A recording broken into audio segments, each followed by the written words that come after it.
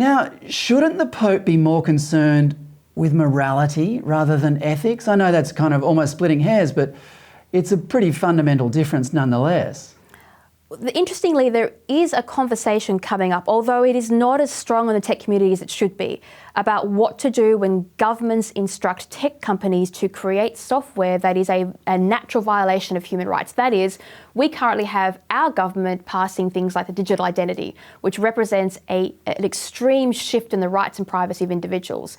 Now, should tech companies actually obey a government order to create this technology? Now, we saw the same thing with Google interfering with China, where China had Google making databases and systems that infringed upon the rights of Chinese citizens, and they had a staff basically protest against that behaviour, and that's the only reason they stopped. But where is the West stopping their instructions to create this technology? So it's not bad that the church has an opinion on it. The problem is the church is cuddled up and loving the same World Economic Forum that developed the process and systems in the first place. So we don't actually have an ethical framework coming out of the church. What we've got is a marketing campaign that supports the abuse of human rights. And it's being done under the godly image. Don't forget IBM and all the rest of them. They love the idea of becoming gods and transcending, and they use a lot of that language in their marketing. So for them, it's great. For the church, it's great. But for humanity, for us, I don't think it's going in the right direction. What's the World Economic Forum's relation to all this? Okay, so this is actually part of the speeches that the Pope has given to the World Economic Forum at the Davos event. I think it's either 2 or 3 speeches he's given on this Rome call topic.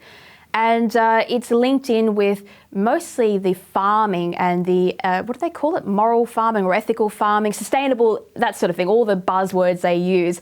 That's what he's concerned about, feeding the world. It's the old break bread or whatever, but upscaled to digital. And as I said, for him, it's really just talking at these events and staying in the conversation and keeping the church relevant as the rise of Marxism happens around it. But it won't save the church because Marxism has no interest in maintaining religion. They'll keep stringing the Pope along for a while, but they'll ditch him eventually. So I think the church should be very careful. Well, speaking of feeding the world, it was reported last week that snacks containing bugs are now being sold in 1,000 schools around Australia. These bugs are high in protein, and eating them is supposedly good for the, you guessed it, environment. Alexandra, do you think ideas like this are really meant to save the planet, or is it just the left trying to undermine all our traditions in order to create a new, more gullible society? I think they're trying to warm us up to the idea of starvation being the new normal for a start.